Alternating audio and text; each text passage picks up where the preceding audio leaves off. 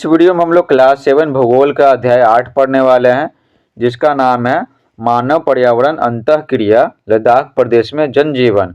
तो इस वीडियो में हम लोग इस चैप्टर के A to Z question answer solve करने वाले हैं। आप सब कमेंट कर रहे थे कि भूगोल का वीडियो नहीं बना रहे हैं, तो वीडियो लेकर हाजिर है। ठीक है, सारा चैप्टर का बना दिए हैं, बहुत सारे सब्जेक्ट का बना दिए हैं।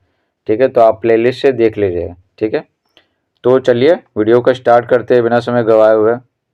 तो ये रहा PDF, आप सबके लिए स्पेशल टाइप किए हैं, तो टाइप करने में बहुत मेहनत लगता है।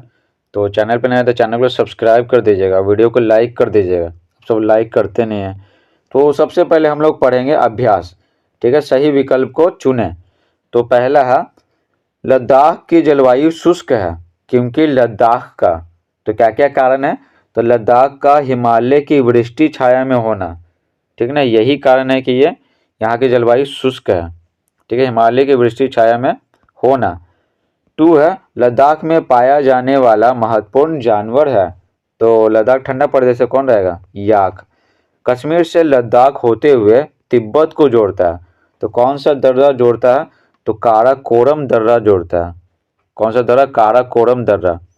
4 है लद्दाख में बहने वाली नदियां हैं। तो लद्दाख में बहने वाली नदियां हैं सिंधु और श्योक नदियां। सिंधु और श्योक नदियां। आगे देखिए, खाली स्थानों को भरिए। खापाचान का अर्थ है, तो खापाचान का अर्थ है हिमभूमि।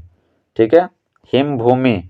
लद्दाख क्षेत्र की सामान्य ऊंचाई है, तो कितनी है? 3600 मीटर। अच्छी किस्म का जीरा डैश घाटी में होता है, तो कौन सी घाटी? द्रास घाटी। काराकोरम दर्रा कश्मीर को डैश से जोड़ता है, तो किससे जोड़ता है? तिब्बत से। कौन सा दर्रा? काराकोरम दर्रा, ये तो अभी पढ़े हैं। 5 है बड़े मठों को डैश कहते हैं। तो बड़े मठों को ना गोम्पा कहते हैं।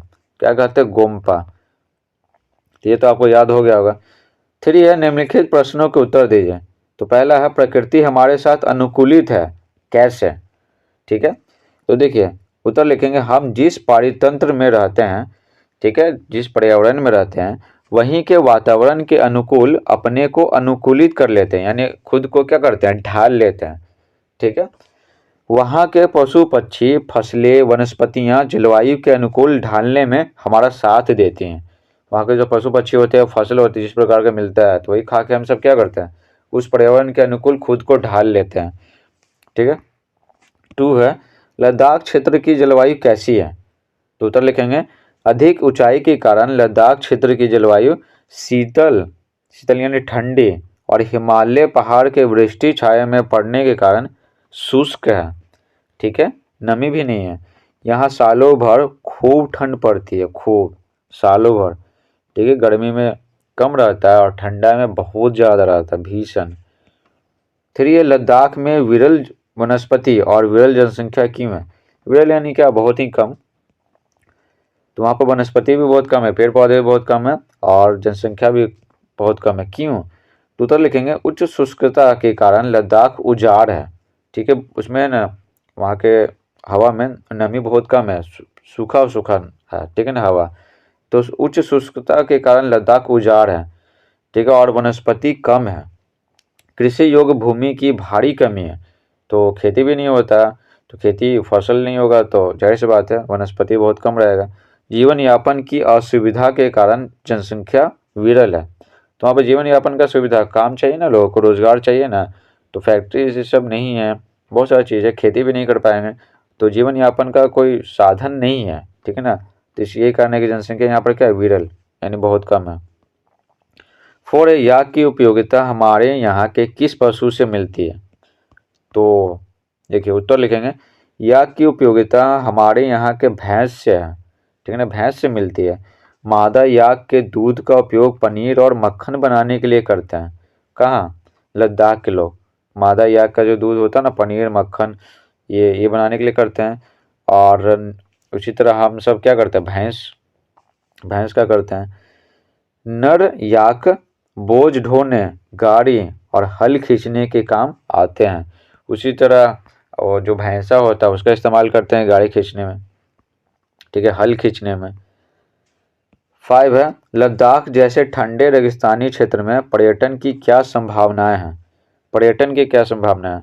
लोग घूमने जाएंगे तो ठीक है, तो खर्चा करेंगे ना, वहाँ का खाना खाएंगे, वहाँ के कपड़े खरीदेंगे, बहुत ठंड रहता है तो वहाँ के लोगों को क्या होगा, रोजगार मिलेगा, वहाँ पर जो भी चीज़ें हैं तो उसमें टिकट लगेगा।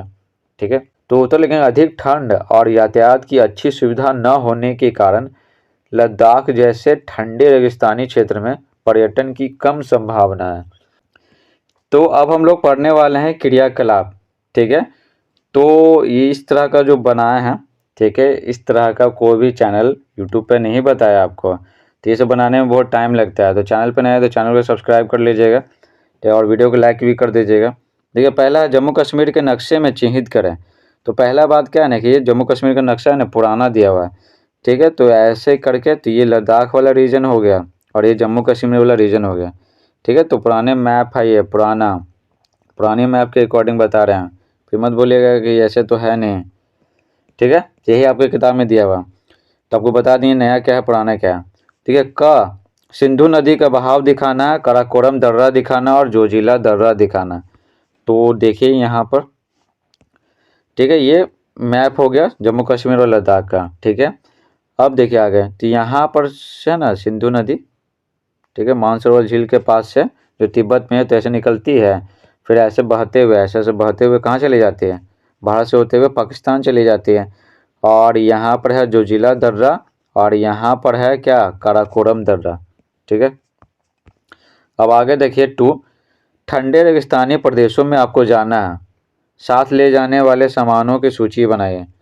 तो देखिए उत्तर लिखेंगे, ठंडे रेगिस्तानी प्रदेश में जाने के लिए हमें मोटे मोटे कंबल चाहिए। ठीक ना, मोटे मोटे कंबल, गर्म कपड़े जिसमें ओवरकोट अवश्य हो, जो घुटनों के नीचे तक रहता है, फिल्म में आप देखे होंगे। ऊनी मोजा, कांटेदार जूते। ठीक है, कांटेदार जूते होना चाहिए, नहीं तो बर्फ पे ना पिघल जाए, बड़ा फिसल जाइएगा। रात बिताने के लिए टेंट भी साथ में होना चाहिए, तैयार खाने का सामान होना चाहिए तथा स्टोव भी साथ ले जाना पड़ेगा। ठीक है, तैयार खाने का सामान जैसे कुछ भी चीज़ है सूखा हुआ, जैसे भुंजा फड़ी, ठीक है, चिप्स, ठीक है, कोई भी पौष्टिक पदार्थ। ठीक है, चिप्स तो पौष्टिक पदार्थ नहीं है, तो ये सब ले जाएंगे। ठीक है, जैसे ड्राई फ्रूट्स हुआ, किशमिश, काजू, ये सब कम खाएं लेकिन ऊर्जा दें। 3 है, आप अपने और लद्दाख के निवासियों की जीवन शैली की तुलना करके पता करें कि कहाँ का जीवन अधिक कठिन है और क्यों। तो हमारे बिहार का कठिन है कि लद्दाख के निवासियों का जीवन शैली कठिन है। तो देखिए उत्तर लिखेंगे, हम धान, गेहूं और विभिन्न प्रकार की सब्जियां उगाते हैं। सही बात है, ये सुविधा लद्दाख के लोगों के पास बहुत कम है, बहुत ही कम है। समझिए, हमारा वातावरण सुखमय है। ठीक है, ऐसा तो नहीं ना होता है कि गर्मी, ठंडा, बरसात है बहुत ज़्यादा होता होगा, कुछ गर्मी है तो बहुत ज़्यादा है, अगर सही नहीं पा रहा है, ठंडा है तो बहुत ज़्यादा है, तो ऐसा तो होता नहीं हमारे यहाँ।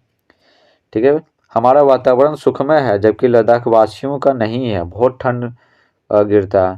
हमारे यहाँ जाड़ा, गर्मी और बरसात में कोई भी भीषण नहीं है, बहुत ज़्यादा नहीं होता है। लेकिन लद्दाख में क्या है, लद्दाख में तो केवल जाड़ा पड़ता है और वह भी भीषण। यहाँ जब ठंडा रहता है तो वहाँ पर बहुत ज़्यादा ठंडा रहता है। ठीक है, एकदम भीषण। तो इस प्रकार से पूरा चैप्टर समाप्त होता है। Thanks for watching.